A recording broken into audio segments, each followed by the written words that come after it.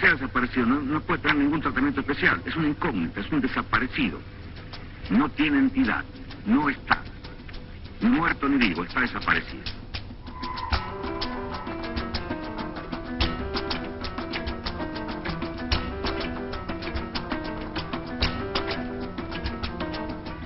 Santa Teresita, Mar del Tuyú, Pinamar, toda un poco antes de Mar del Plata, ¿no?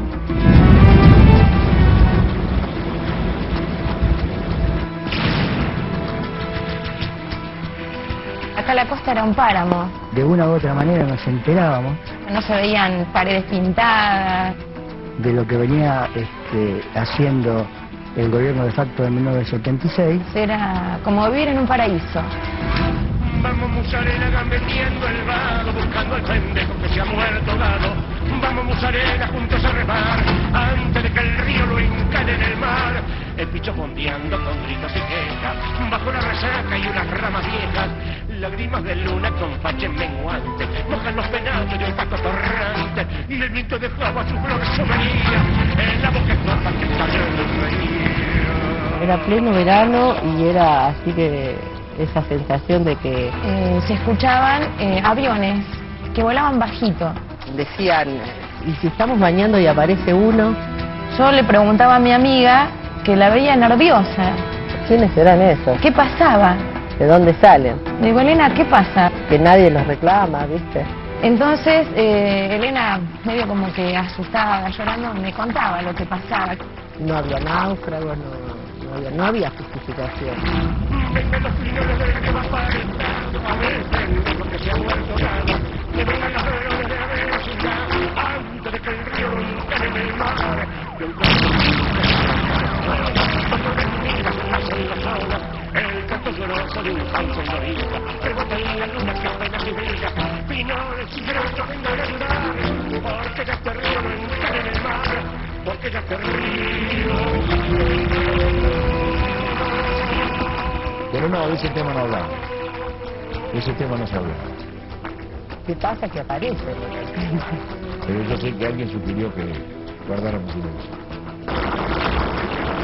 Ya en esos días había salido, creo que en La Opinión, que habían aparecido cuerpos en las playas. Ahí dicen una aparición en la playa. Por eso es muy probable que sean los cuerpos esos que tiraban de los aviones, ¿cierto? Muy probable. Porque no había enfrentamiento con estos cuerpos. Era todo así, un status quo había de como que no se hablaba, no se preguntaba.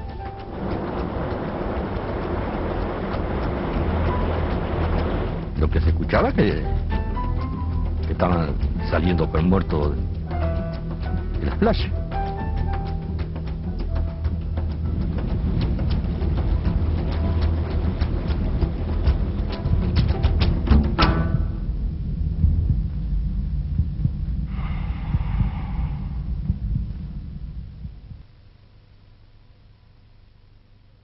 Y el silencio, digo, como eso de los monos, no hablo, no miro, no escucho. Bueno, ese fue el clima imperante en aquellos tiempos.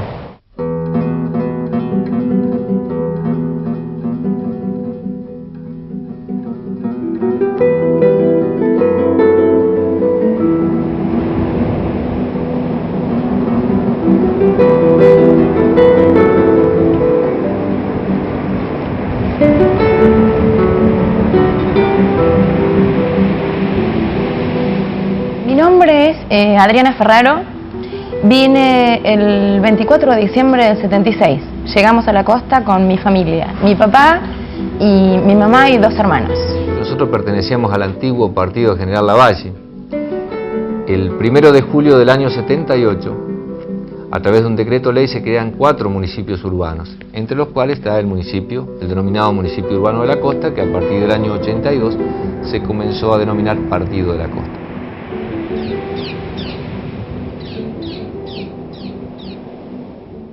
Me llamo Alfonso José Catulo.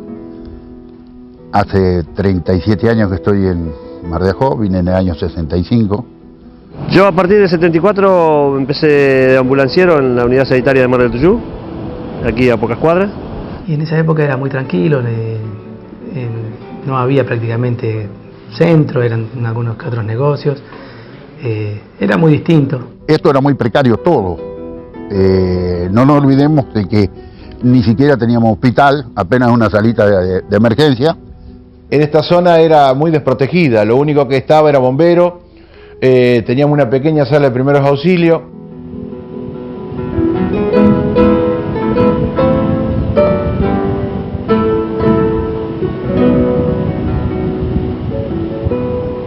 Una explosión demográfica a partir de la creación en el año 76 de la ruta interbalnearia. Eso produjo un incremento en la infraestructura edilicia y fundamentalmente un crecimiento poblacional muy importante, ¿no?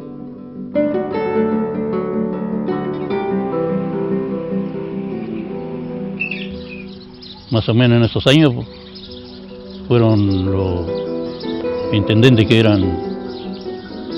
no eran elegidos por el pueblo, ¿no es cierto? Eran puestos por las autoridades de arriba. Y en ese momento yo era muy chico, tenía 18 años, pero la imagen que tengo era de que decían que eran terroristas o que lo tiraban los barcos, ¿no? Quizás no éramos conscientes de lo que estaba pasando.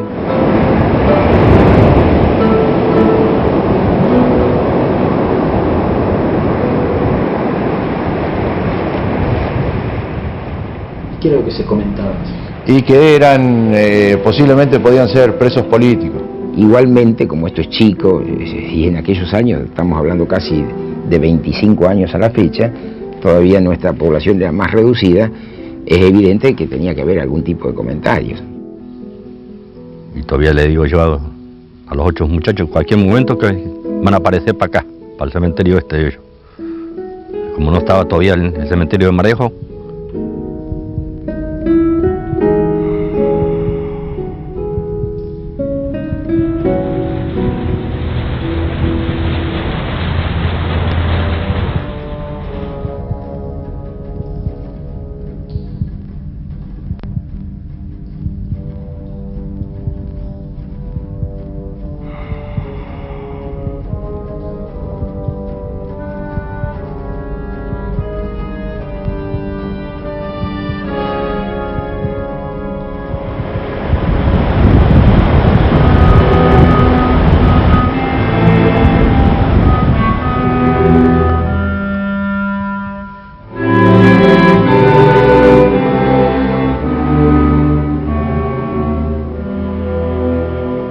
En una oportunidad, estando yo acá en el bar, estábamos fuera de temporada, es lo que me acuerdo, porque hace muchos años de esto. En este mismo lugar se sentó una persona alta, unos 50 años, rubio, delgado, y se puso a tomar whisky, o sea, me pidió un whisky, después otro whisky, y así. Se puso a charlar conmigo, parecía como que estuviera muy ansioso por hablar. Después de unos cuantos whisky, este hombre me comenta de que estábamos viviendo, me dice, como una situación muy delicada, muy grave.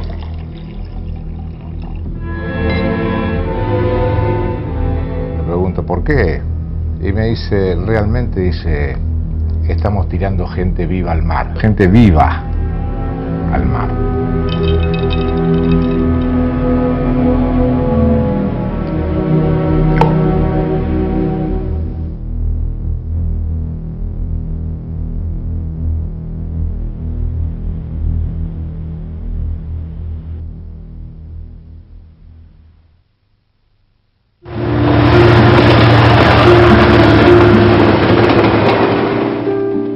Fue secuestrado en la estación Castelar el 15 de abril de 1977. El 4 de abril del año 77 me detienen en el departamento de la policía, estoy desaparecido, me llevan a la Superintendencia de Seguridad Federal. Mi nombre es Miriam Lewin, soy sobreviviente de la Escuela de Mecánica de la Armada. Me llevaron a un lugar de inteligencia de la Fuerza Aérea donde estuve aproximadamente unos 10 meses y medio y de ahí me llevaron a la ESMA. Soy Lila Pastoriza, soy periodista, estuve secuestrada en la ESMA entre junio del 77 y octubre del 78. Y bueno, y así empezó mi año y medio en la ESMA. Digamos, 15 meses adentro del campo de concentración y después estuve casi 3 meses en una especie de libertad vigilada en Bolivia. Porque el largo brazo de la Marina llega a todas partes.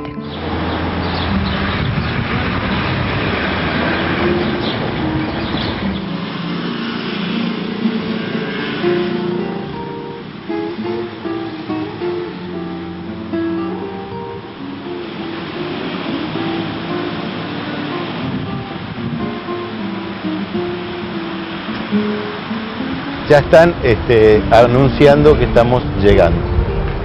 Eso seguro. Ahí está diciendo.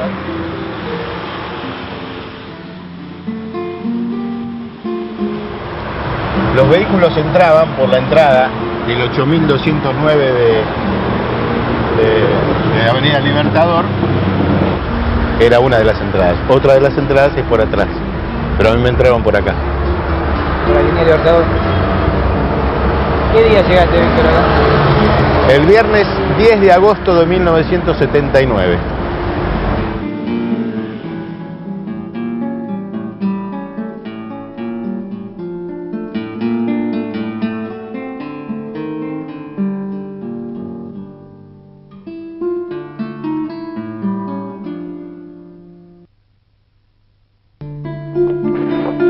Hemos llegado a la Revolución Argentina.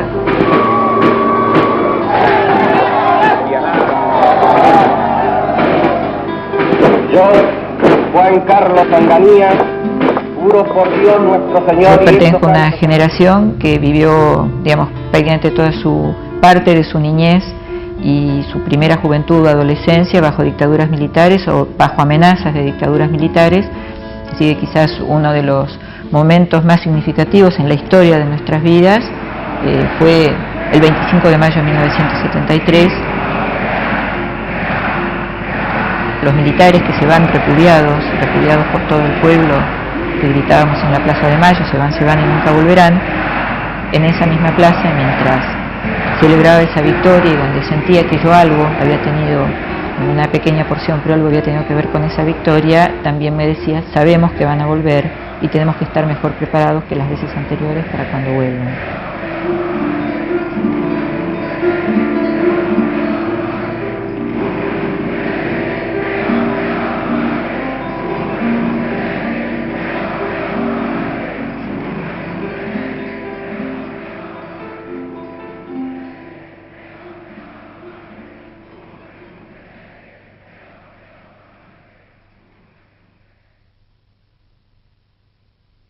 Pero hay que ser justos, esto no empieza con el golpe, esto empieza antes, esto empieza ya con la AAA.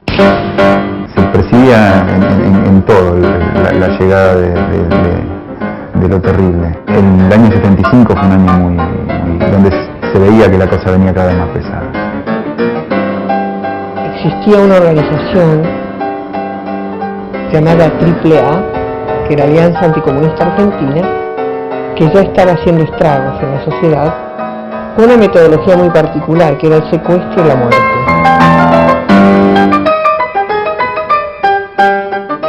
Los crímenes de la AAA durante todo ese año fueron muchos. La posibilidad de que siendo un militante popular, militante político, era además naturalmente la hija de Rodolfo Walsh, o sea que todo el año 75 fue un año donde uno suponía que tal vez si salía de su casa lo podían matar. En realidad las desapariciones se masificaron, ya diría casi hasta, por decirlo ponerle un nombre horrible, a nivel industrial, a partir del 76 en adelante, pero en la dictadura del 66 al 73 hubo desaparecidos, hubo asesinatos, hubo ese ejercicio bárbaro, ese ensayo de terrorismo de Estado tan brutal que fue la matanza de Trelew, digamos.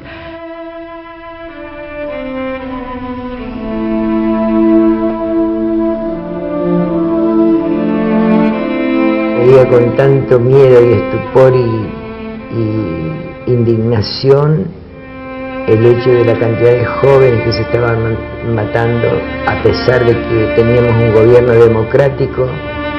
No cabía, no pensábamos que iba a llegar a figurar esta nueva figura que era la del detenido desaparecido. Creíamos que en algún lugar los chicos estaban presos.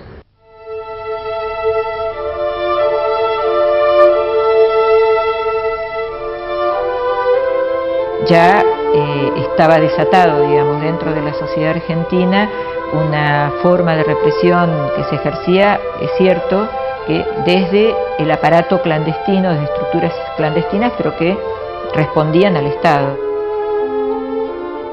Ya se sabía que había muertes, que había fusilamientos en las calles y que había mucha persecución. El accionar de la AAA, del Comando Libertadores de América, pasó a ser prácticamente pan cotidiano en la vida de nuestro país. Nosotros no hablábamos de desaparecidos, entonces hablábamos de que los detenían o de secuestros.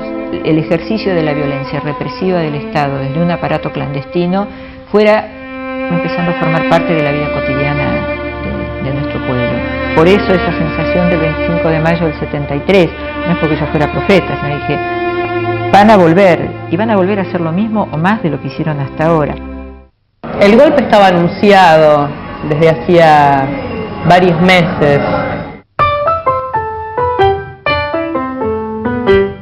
Comunicado número 1 de la Junta Militar.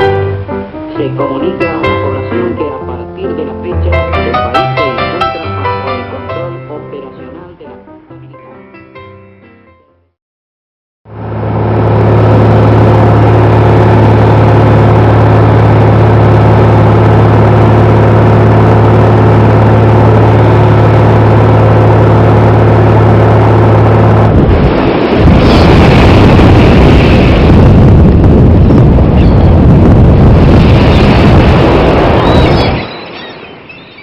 No creo que había una conciencia generalizada en la comunidad de qué era lo que verdaderamente estaba pasando.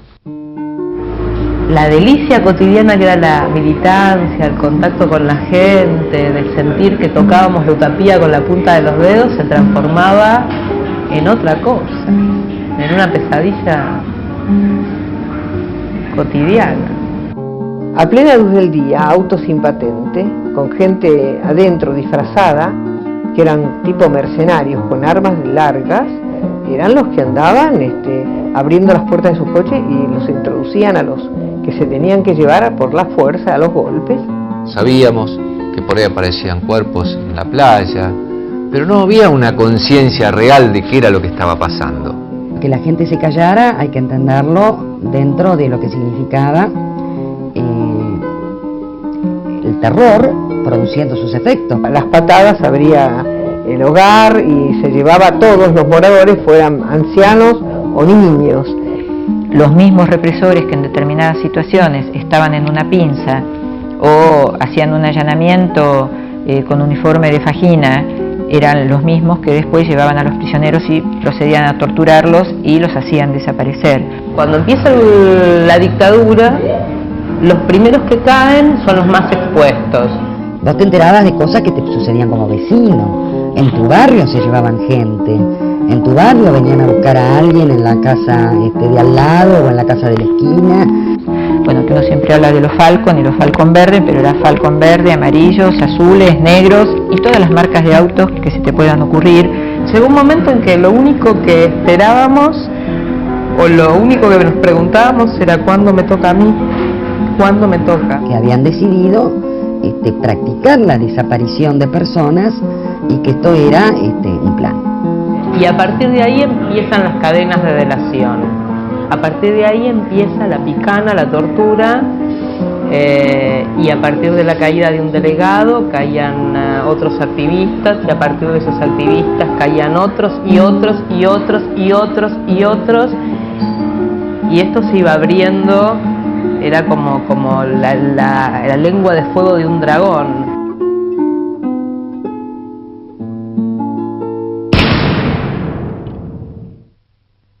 Una cosa es decir cómplices y otra cosa es decir partícipes, y lo especifico.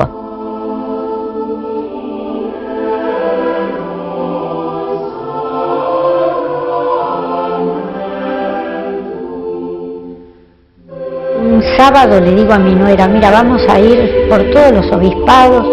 Fui a ver a Monseñor Gracelli a pedirle a ver si él podía averiguar sobre mi hijo. Quería cerrar la puerta y no quería ni que le hiciera ninguna pregunta. Vaya y averigüe usted y yo no sé nada, yo no tengo nada que responderle. Parecida a la grosería cuando lo fui a ver a Balbín y dijo, ¿por qué no cuidaron a sus hijos?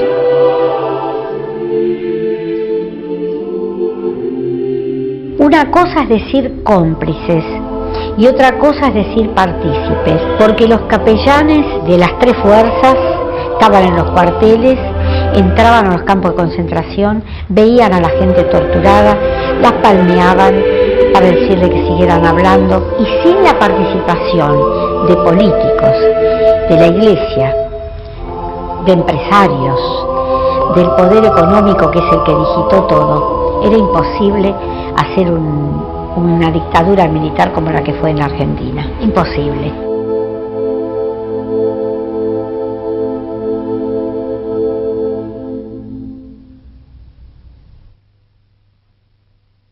Como si la voluntad de Dios quisiera demostrar sobre estas tierras de cuánto es capaz el ejército argentino cuando lucha por la libertad, la paz y la justicia para su pueblo.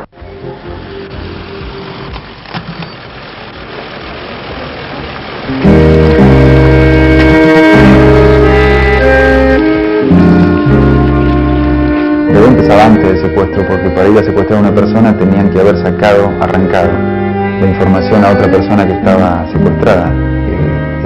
Esa generación de causas-efectos es lo que uno percibe cuando empieza a conocer las historias de cada una de las personas desaparecidas.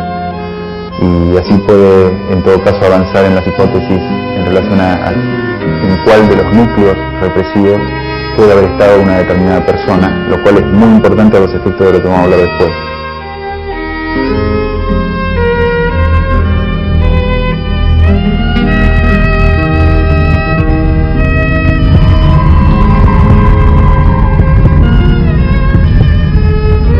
Finales de noviembre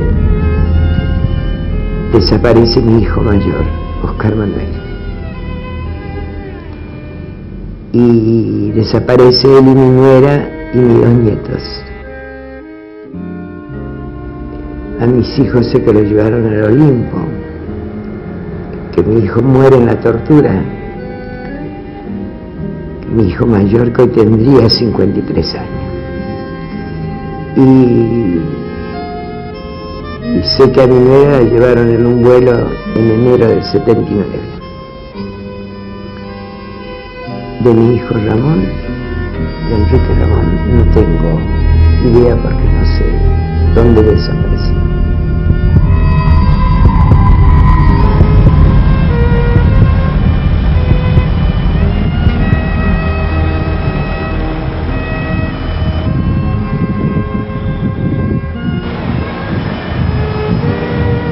Los 3 fuimos secuestrados de Valentín Alsina, llevados a la ESMA y bueno, muy duramente torturado en el caso mío y de mi compañera. Al 5.º día le dieron la libertad y yo me quedé en la Escuela de Mecánica de la Armada, en este edificio, 4 años y medio.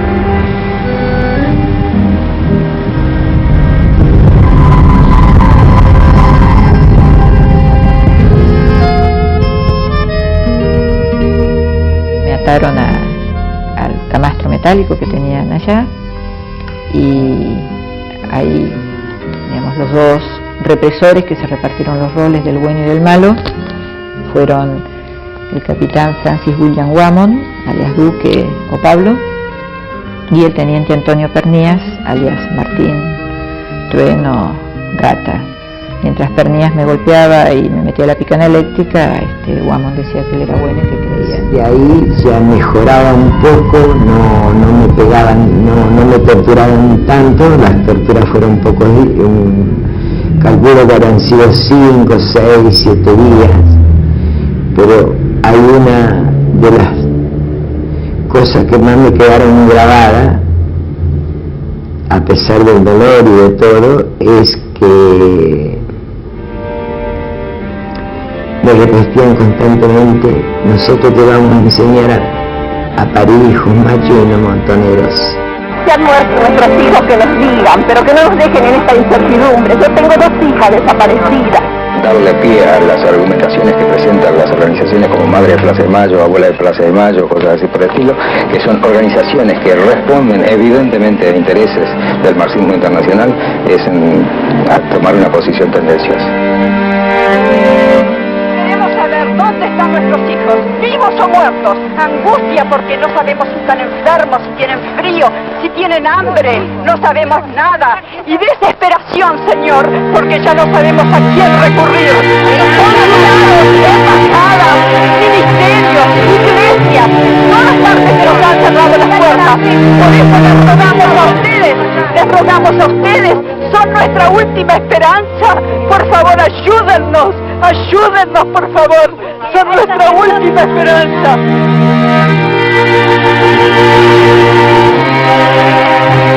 Ha habido enterramientos clandestinos y ha habido destrucción por el fuego y ha habido destrucción mediante el vuelo. Creo que el vuelo era sin duda funcional a esta política del terrorismo de Estado. Me dicen que me van a trasladar, no me dicen dónde, me encadenan, me meten en un celular y me llevan a la base aérea de Don Torcuato, donde me encadenan en uno de los aviones. Es un pequeño avión, está como 2 horas o más volando sobre el Río de la Plata, la costa uruguaya, el mar y la costa argentina. Cuando el piloto recibe un comunicado que me trasladen a la base aérea de Morón. Se ve que la presión internacional era tan fuerte, incluso hasta el Papa Pablo VI en ese entonces, que reclamaba por mi vida a la dictadura militar argentina. Eso me salva la vida.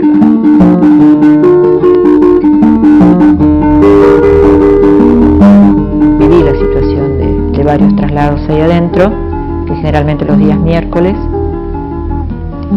con distinta frecuencia según estuviera más o menos llena la capucha. Era terrible ver la zona de Capucha densamente poblada, con 40-50 personas, todas acostadas en el piso en colchonetas, con lo que ellos llamaban tabiques. Llegaba un momento en que todas las luces se apagaban, que los verdes estaban más como locos que habitualmente. Yo sentía el golpear de las cadenas de los grilletes sobre la baldosa. Después sentías el ruido de las cadenas. 1, 2, 3, iban pasando las personas. Se sentía la puerta metálica, el clac clac de la puerta por la que se ingresaba al 3er piso. Lo que sí se sabía era que el trasladado no aparecía más. A estos compañeros se les daba una inyección.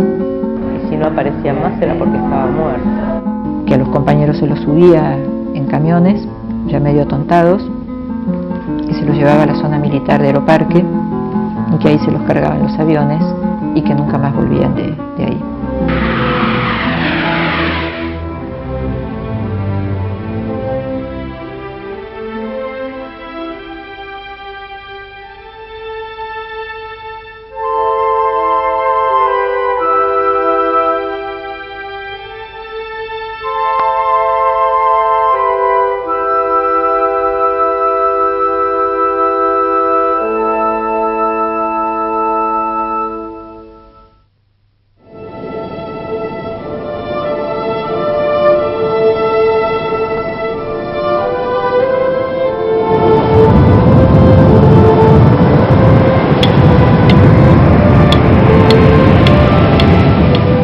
temática así que es tan oscura, tan negra, nunca me introduje porque trato de no inmiscuirme en lo que no me atañe.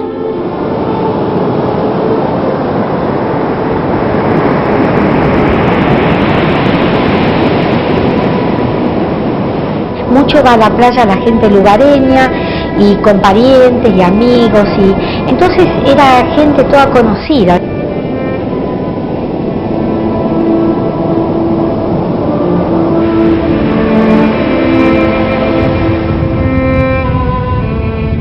Nos vamos enterando de una u otra manera que empiezan a aparecer cadáveres en las costas de lo que era General Lavalle y luego el Partido de la Costa. La gente se estaba bañando y por ahí salían unos restos.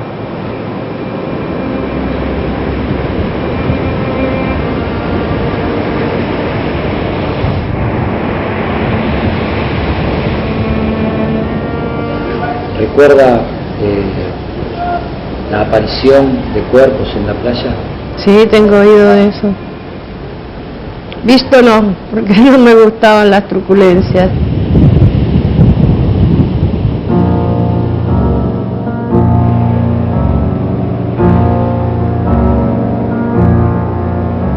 Eran arrojados por la oleada acá hasta la orilla, a la última rompiente, acá a Lolita.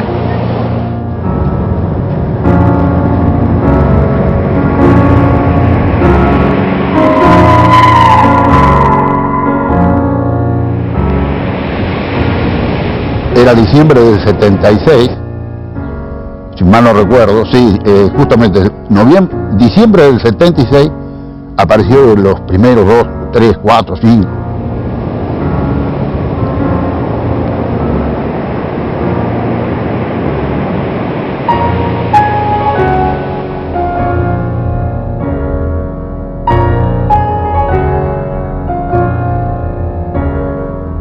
Hay gente que piensa que no se puede dar tantas casualidades.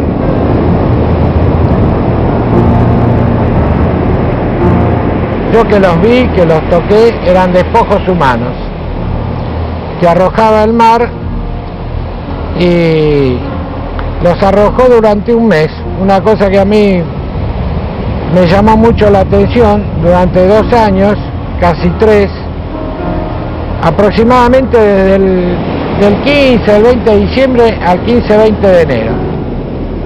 Para esa gente nadie había muerto con él de un ataque cardíaco. No, porque aparecían mutilados, no sé si me entiendes, una cosa así.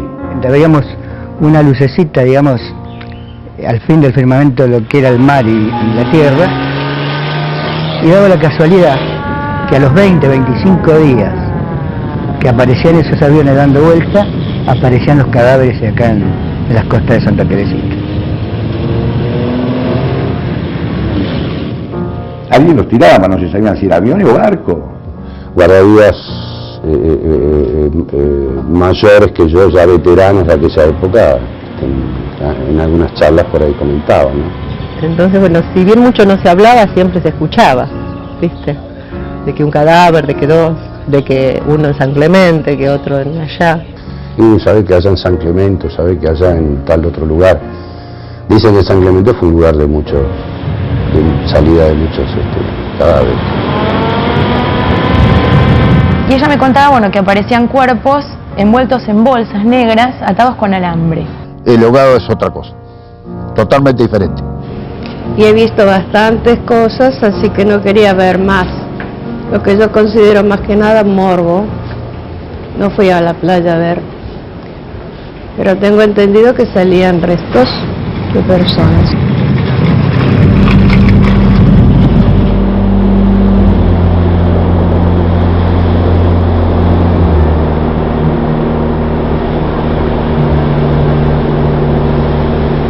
Cuando llegamos, bueno, vimos lo que vimos, era un cuerpo de una chica joven, atada con alambre. Permanentemente aquí en la costa aparecían cadáveres. Yo estoy hablando de haber recogido más de 20, con los bomberos, ¿no? Lo que nosotros tenemos sentados son 14 cuerpos.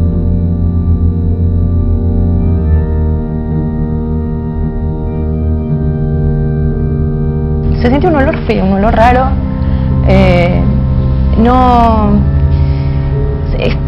Qué sé yo. Las partes aparecían mutiladas. Se veía un cuerpo de mujer, pero mutilado. Bueno, que los cuerpos estaban muy descompuestos, que no te dabas cuenta que eran cuerpos porque estaban así muy hinchados y desgajados. Nosotros sabíamos que se estaban levantando en todos lados, entonces eso era lo que a nosotros nos daba de pensar cómo. ¿Qué naufragio es? Que están sacando en Pipina y están sacando en Mar del Plata y todos en las mismas condiciones. No había náufragos, no había justificación. Y aparecían en los diarios terroristas, que el terrorismo, que qué sé yo. Entonces la gente diría, ¿y serán estos los terroristas que dicen que aparecen por acá?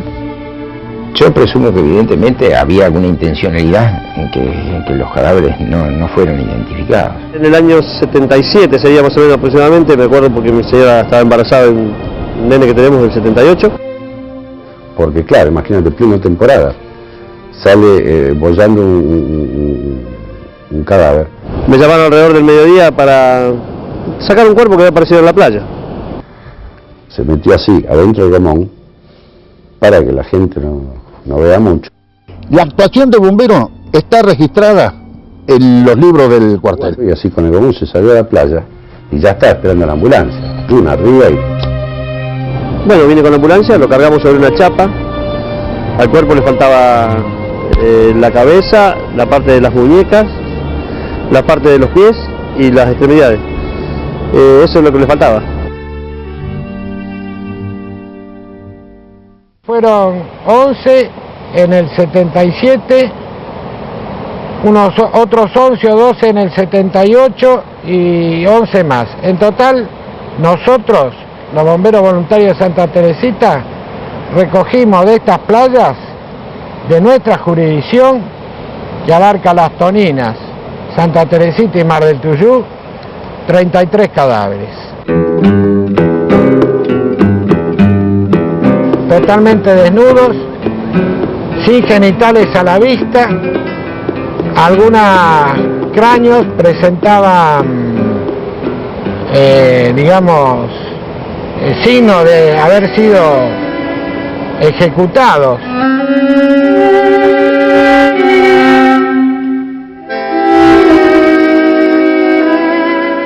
Yo me acuerdo que el doctor Dios, Roberto León Dios, que era el médico policía, me decía, ¿ves? Este es un tiro de FAL.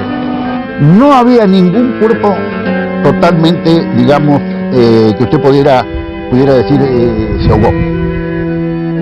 Y la misión nuestra era levantarlos, entregárselo a la policía en donde ellos dijeran. Nos llamaban a nosotros, íbamos al lugar y esperábamos que llegara policía, que tomara las notas o los datos que tenía que tomar y bueno, después se procedía a retirar el cuerpo de la playa.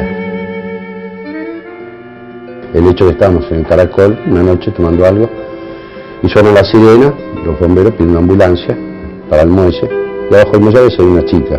Algunos atados con alambre del 4, es un alambre el más fino, pero es un hierro de construcción.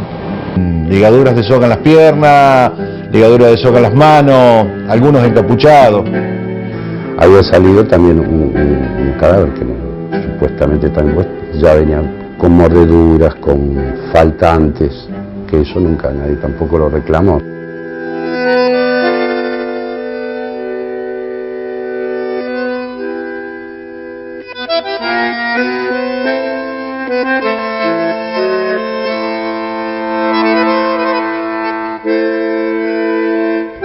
Había cadáveres que le faltaban los brazos.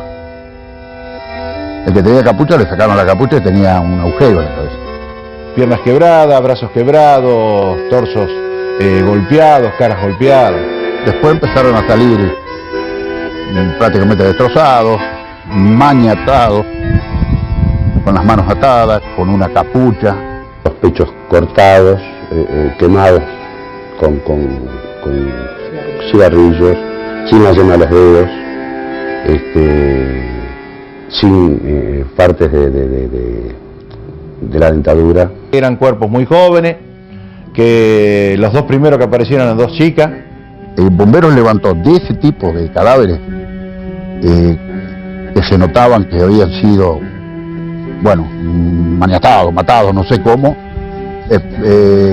14 en total. Yo participé de los 14 cuerpos que se encontraron, aparecieron en la playa, 11 fui yo.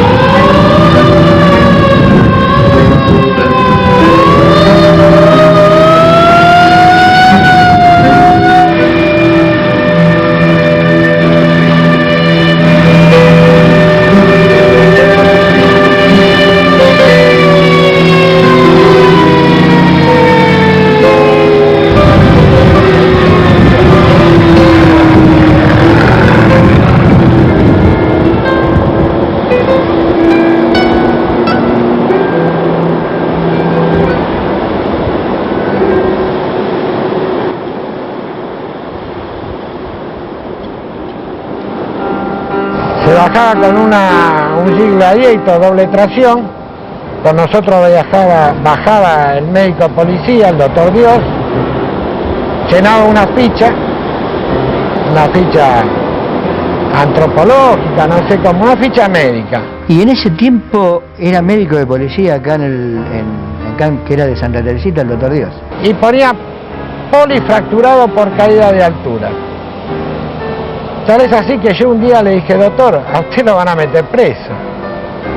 El médico forense era el doctor Dios. Y me agregó, me espetó. Yo no pongo que lo tiran de los aviones.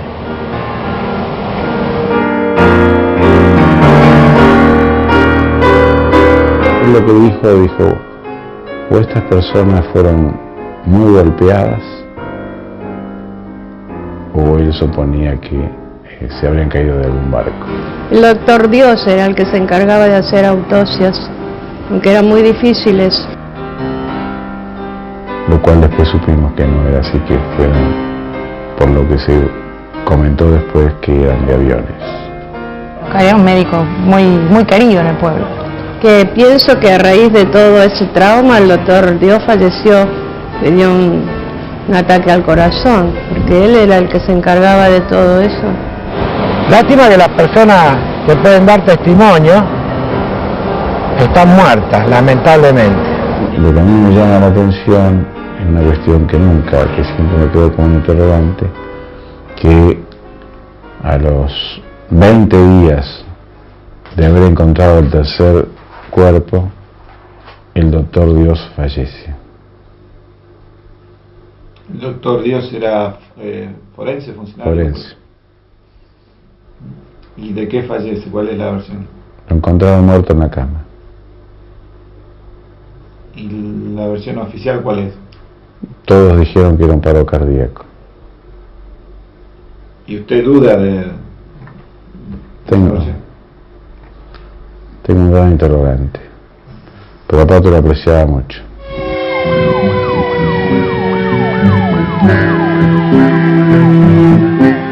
Me encuentro con la camioneta de los bomberos y de lo que más recuerdo, por supuesto, que era el jefe de los bomberos, que era Mario Cabo. Yo sentí un olor muy feo. La camioneta estaba tapada con una lona. Uno de los muchachos que lo conocía, que no recuerdo el nombre, me muestra así un poquito, y bueno, ahí había cadáveres. La labor de bomberos se resumía, digamos, a venir, levantar el despojo en una Gladiator, llevarlos a la unidad sanitaria, en aquel entonces de Santa Teresita, en la calle 39, esquina 5, a un chalet que se denominaba morgue, pero que carecía totalmente de frío, o lo que conocemos nosotros por una morgue. Aparte yo veía pasar por casa la ambulancia de los bomberos, que iba sobrecargada de peso, porque levantaban restos, pero no lo fui a ver nunca. Y bueno, lo cargamos en una chapa en descomposición, lo llevamos a la morgue de Santa Teresita, que en ese momento era en la unidad sanitaria, y lo que utilizaba la sala de primera auxilio en ese momento era un garage improvisado, y lo usaba de morgue. que los ponían en la morgue ahí de Santa Teresita, en la calle 39, que había mucho olor, que no sabían qué hacer, que se amontonaba, que había muchos cuerpos y que en ese lugar no se podían poner más. Era imposible acercarse alrededor por el olor que había, esa descomposición de los cadáveres. Porque los turistas habían hecho una movida para que sacaran todo eso, porque los nobles nauseabundos llegaban hasta 100 metros a la redonda.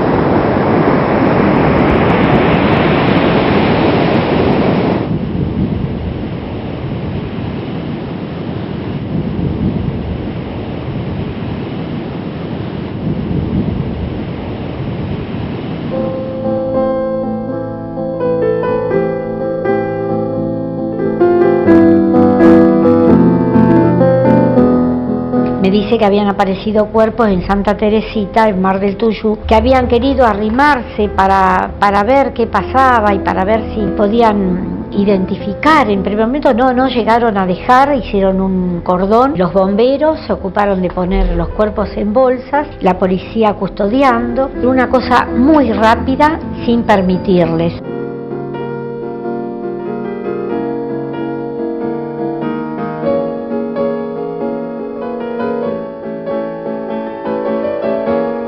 Nos vamos a Chascomús a ver al doctor Alfonsín. La esposa nos dijo que estaba en el club de remo. Nos dirigimos ahí, era un día de mucho calor. El doctor Alfonsín estaba en short, pecho al aire, rodeado de toda una serie de jóvenes, mujeres y varones. Nosotros estábamos muy angustiadas, nos pusimos a llorar, le dijimos, venimos para saber quiénes son los cuerpos que aparecieron en las playas. No se molestó siquiera en vestirse y acompañarnos, no se inmutó el doctor Alfonsín, dijo, bueno, vayan a la comisaría de General Lavalle a ver al comisario para ver si él puede averiguar de cómo aparecieron esos cuerpos. Él parece que no estaría enterado siquiera, ¿no? Hoy, gracias a ustedes que están haciendo la investigación, leo que pedían que estuvieran a disposición nuestra para cualquier investigación. Sin embargo, nunca nos permitieron ingresar a un archivo, ni eso que ellos decían que en la morgue podía haber manos,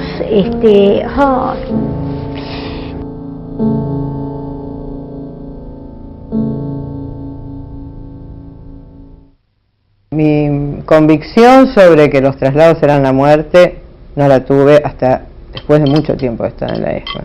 En uno de los cables de ancla que cita ese despacho a un año del golpe, se decía que había habido una fiesta en un boliche que en la época era conocido, creo que era Mau Mau, y que ahí había un montón de militares en una de las mesas, en una de las fiestas, y uno de ellos, que creo que era un alto jefe de la aeronáutica, medio en pedo supongo, se había vanagloriado de que habían encontrado la solución, porque esta era la solución. ¿Qué hacían con los subversivos? Los metían a todos en una bolsa y los tiraban al mar.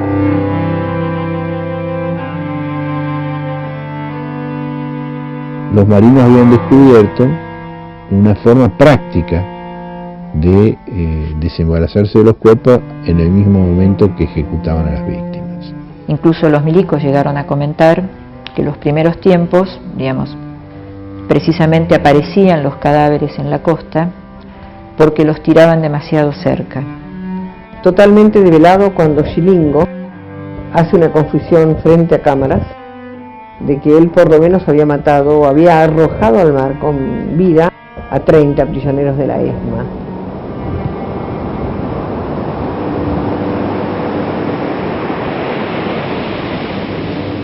Yo hablé con Chilingo de ese tema. Y Aparentemente esos habrían sido de los primeros vuelos que se hicieron, cuando ellos todavía no dominaban bien las técnicas necesarias para hacer desaparecer los cuerpos, cosa que luego habrían corregido. Por ejemplo, esos cuerpos habrían sido arrojados con ropas, vestidos, y eso, por alguna razón que yo no entiendo, habría favorecido la aparición, además de cálculos incorrectos de corrientes marítimas. Yo lo recordé mucho esto, porque aquí en esta oficina estuvo Silingo, el capitán Silingo. En los vuelos siguientes en los que él participó, por eso, antes de arrojar a las víctimas al agua, los desnudaban.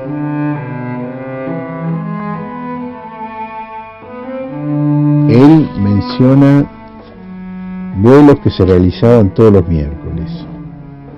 Aquí contaba que él había participado de varios vuelos donde arrojaron 30 prisioneros, donde los inyectaban. Decidieron ponerle esa inyección que se llamó pentonaval, que era el pentotal que daban, y entonces estaban vivos, adormecidos. Él personalmente declara haber participado en 2 de esos vuelos.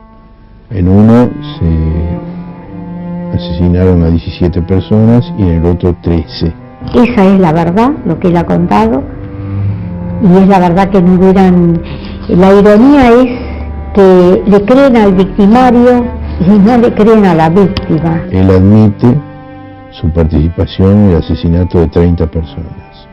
Yo creo que es la carta abierta la que menciona por primera vez que los aviones están despegando de Campo de Mayo y que arrojan prisioneros al mar, y que estos prisioneros están con vida. El vuelo reunía 2 momentos en uno, que era el asesinato de la víctima y la desaparición del cuerpo. En los otros casos se trataba de 2 momentos separados, y eso contó lamentablemente con la aprobación de las jerarquías eclesiásticas, que definieron ese método aberrante como una forma cristiana de muerte.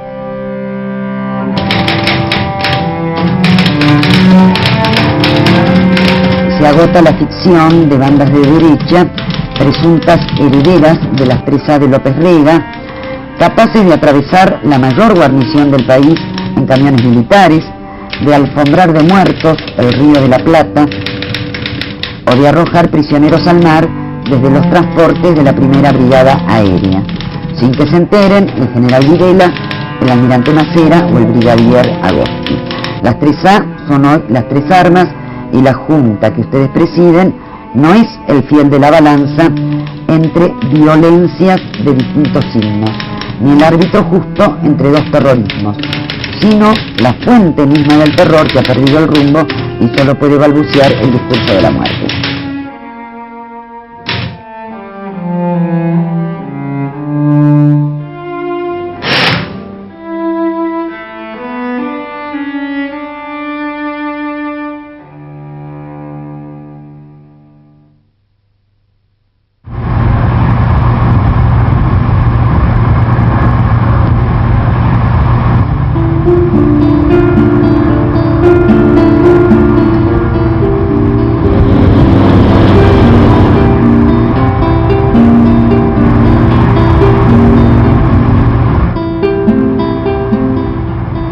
Había camiones municipales que cargaron algunos cuerpos y los llevaron a un cementerio acá en Lavalle. Desde Santa Teresita al cementerio de Lavalle se hacía en camiones Dodge municipales de aquella época. Y que en ese lugar no se podían poner más, sino nadie los reclamaba y había que darle una salida y los llevaban ahí al cementerio de Lavalle. Camiones que en su momento decían que eran de la municipalidad. Enseguida se cargaba con camiones municipales, se tapaban de cal. Que los cadáveres iban a una fosa común y se rociaban con cal viva. No se levantaban así con la arena, después los llevaron a un osario municipal en Lavalle, el cementerio.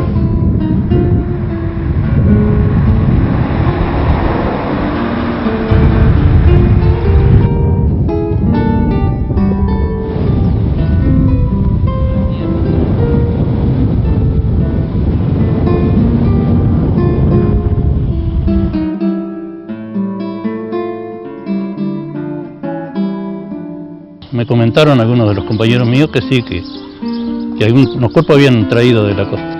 Ellos muchas veces iban a trabajar ahí a Mar de Ajó y en la tarde regresaban y cuando venían de vuelta les ponían los cadáveres. Dice, vos sabés que me tocó traer un cuerpo de la costa que le faltaba la mano. O así, vio, estaban los cuerpos medio destrozados, así. Lo que se escuchaba que estaban saliendo con muertos en las playas. ¿Y ellos le comentaron a qué lugar los llevaban? Sí, que lo habían traído al cementerio.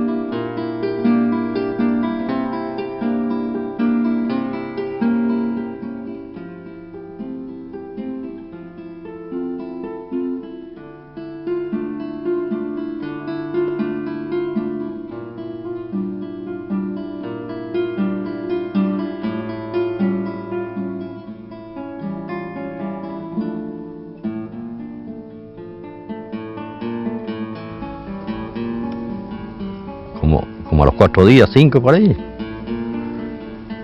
Me dice que mi hermano ahora dice van a traer, dice, un camión viene, dice, con unos muertos que han sacado el agua, dice, de las playas. Pero ustedes no se metan para nada. Y ya venía el camión con el resto, con los cuerpos ya. Nosotros no hicimos nada. El municipio que se hizo cargo de todo, trajeron el personal y ellos hicieron la fosa. Pero nosotros en ese momento, ni el encargado que era mi hermano, ni el personal, no echamos ni un puñado de tierra. Pero una sola vez trajeron nomás, con el camión, Después decía que habían salido, pero al cementerio que no llevaron más. No metimos la mano para nada, ahí. Nada. Todos hicieron cargo el municipio. Los hacían ir a todos cuando llegaban esos camiones. El que estaba encargado del cementerio, que venía de hacía unos cuantos años atrás, sabía dónde estaba. Yo me fui para allá atrás, para el fondo. Ellos lo taparon, todo. No, yo estaba, nos dice. Yo me escondí, yo estaba, yo sé. Estaba en aquel sector, dice, en aquella esquina, aquella punta. Ahí. Y en el libro de cementerios figuraba allí, en unos espacios, la parte referente a sepulturas, o más que sepulturas yo diría que se había enterrado a personas en conjunto. Es decir, en este caso no se especificaba y figuraban dentro del propio libro como NN.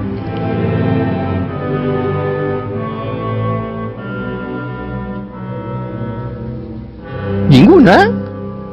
Han enterrado los primeros muertos y después no trajeron más. Una sola fosa. En una sola fosa fueron todos. Metieron todo en una sola fosa.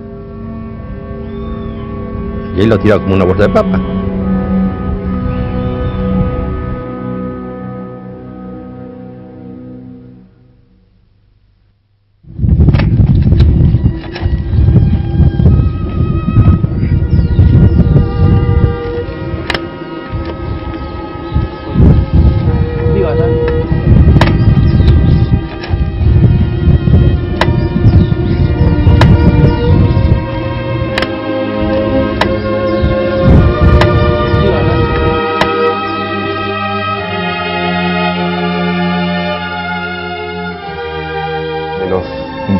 Que asumían democráticamente elegidos se encontraban con un problemita en sus respectivos cementerios y querían sacarse ese problema de encima. Había una fuerte presión para la apertura de las fosas comunes, que no solamente existían acá lo que era General Lavalle o el Partido de la Costa, que fue en todo el país.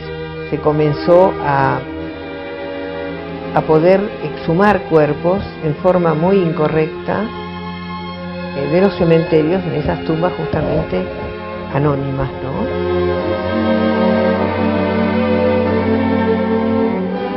Le tocó al Departamento de Dolores averiguar en una causa donde se suponía Se suponía que había desaparecidos enterrados en el cementerio de General Lavalle. En resumen, que yo extraje, yo recuerdo que eran 21. Lo que más me causó un impacto muy fuerte fue que cuando a los poquitos centímetros que habían abierto la fosa, habían un frasco de vidrio con un líquido, había 2 manos cortadas a la altura de las muñecas. Se constituyeron allá, creo que un número de 4 peritos de la Oficina Pericial de La Plata. Que lo iban metiendo en bolsas negras y evidentemente creo que los enviaban a La Plata. Y los llevaron, a los restos los llevaron ellos. Y, no sé, al año y pico, a los 2, trajeron que los restos he vuelto otra vez. Bolsa por bolsa.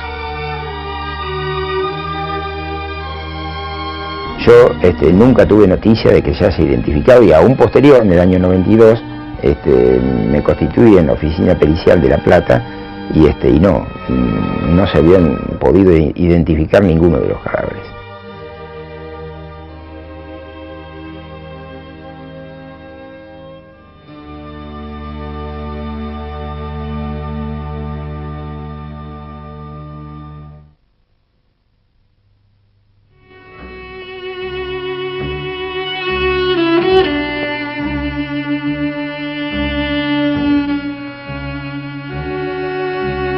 Desenterrar estos cuerpos es traer a la superficie de lo que es nuestra sociedad una verdad que muchos quisieran no saberla, no palparla esa verdad, porque así se quedan tranquilos de conciencia. Yo creo que hay que seguir buscando.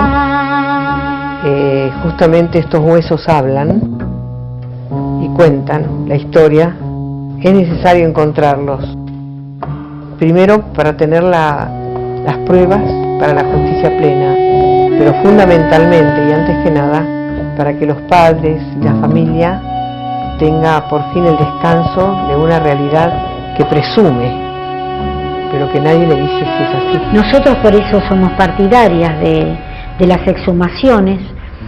Vamos a seguir adelante con la investigación de ustedes, porque esta es parte de nuestra historia. Hay una especie de preconcepto de acuerdo con el cual solo podrían ser identificables, entre comillas, aquellas personas que hubieran estado en los centros clandestinos que no tenían acceso a avión. Y eso es falso, porque existe la posibilidad de identificar a personas que hayan sido sometidas al traslado aéreo.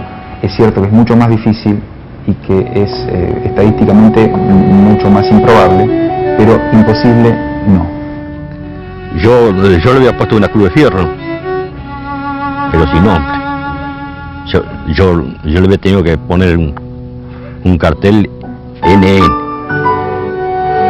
para que lo respete más, pero yo le puse como una cruz así nomás, para saber a dónde está.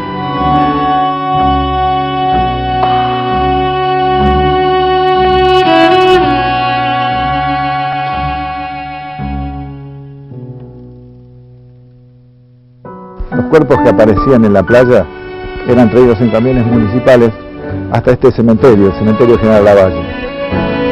Según los testimonios del sepulturero de Montenegro y los datos obtenidos en los libros del cementerio, los cuerpos enterrados se encontrarían en este lugar.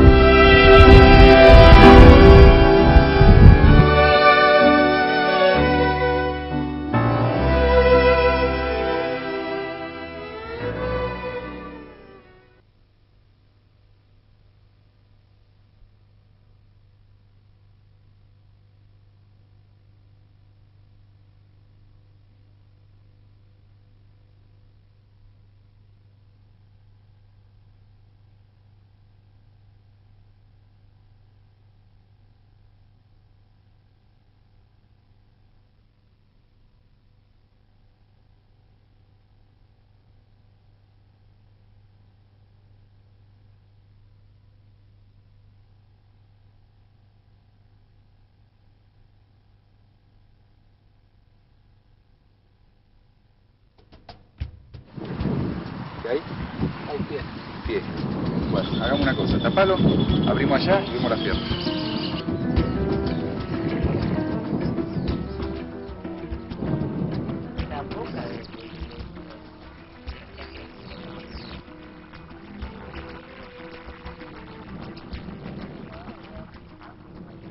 nosotros vinimos acá porque tenemos bastante esperanza de poder identificar a estas personas.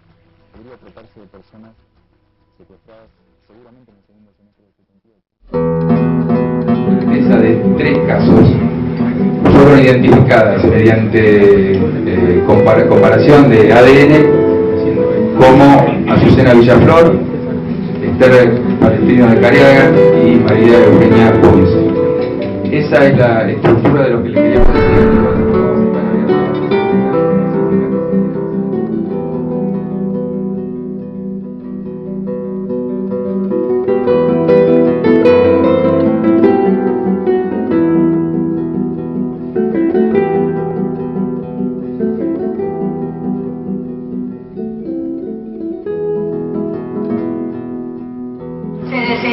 Cuando le robaron a un hijo, cuando la dictadura secuestró a mi hermano Néstor, que en ese momento tenía 24 años y quería ayudar a construir un país más justo, comprometiéndose con la lucha de ese momento.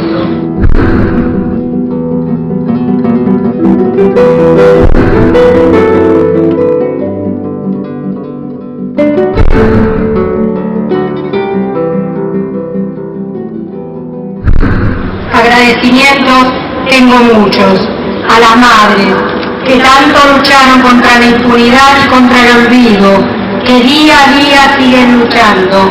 Gracias, realmente gracias a todas y a cada una de las madres. Agradecer también a ese equipo tan valioso de investigación de audiovisuales de la Universidad de La Plata, encabezado por Pablo Toreno, quienes luego de una investigación dieron con las tumbas de NN en el cementerio de General Lavalle, y esto se ve reflejado en su obra Las playas del silencio.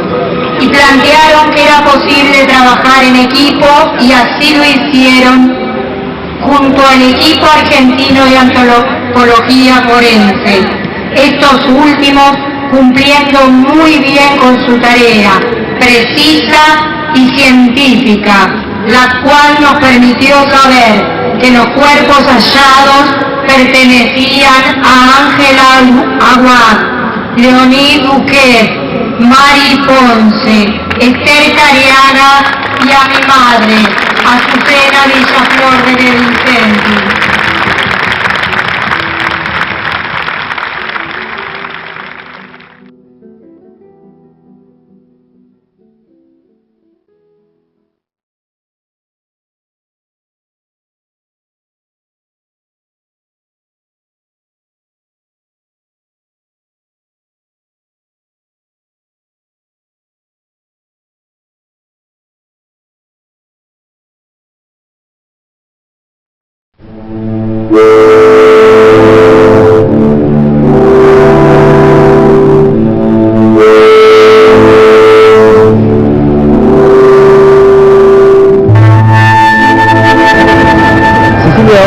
Llegamos al final de todo un proceso que es lo que te invita a reflexionar.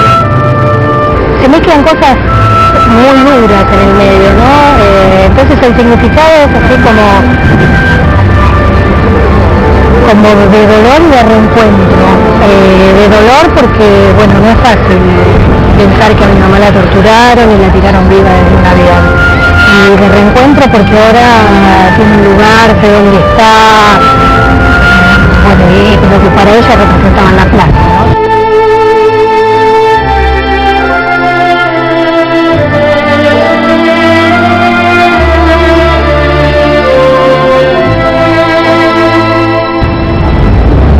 ¿Qué país es el que 28, 30 años después, digamos, va a ver a Azucena, a diferencia del que vio cuando vino por primera vez a la casa? Y va a haber un país con democracia, esa es una gran diferencia. Pero no sé,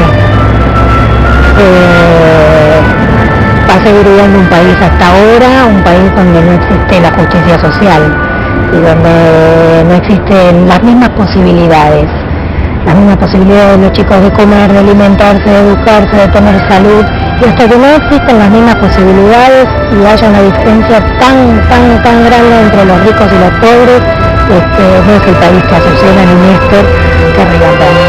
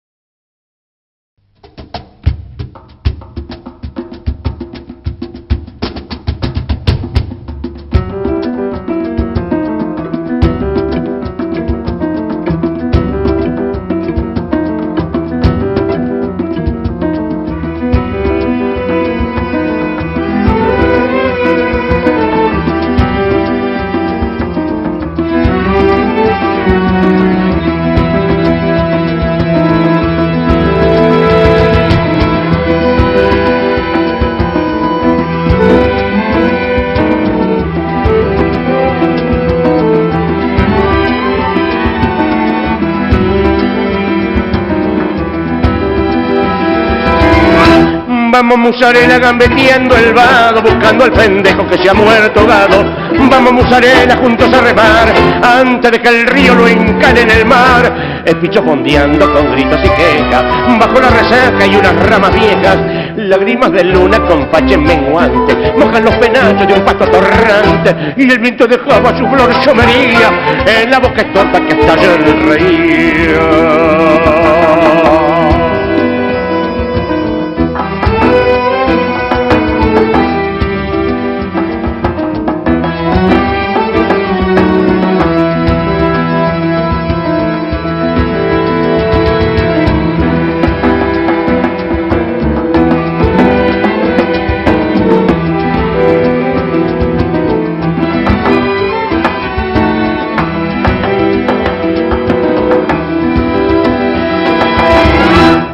Los finoles del río va apartado a ver el pendejo que se ha muerto ahogado.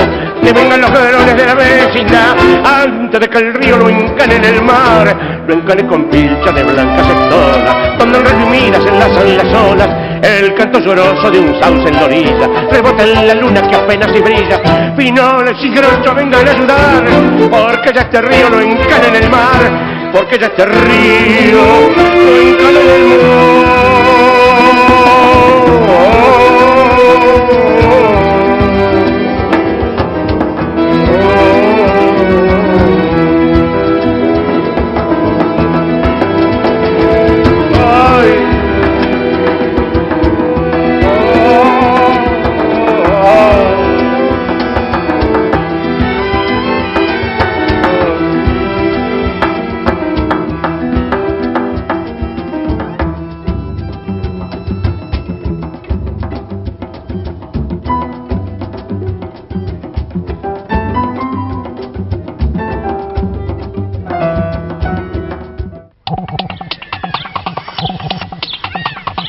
Este es el mejor clásico del domingo.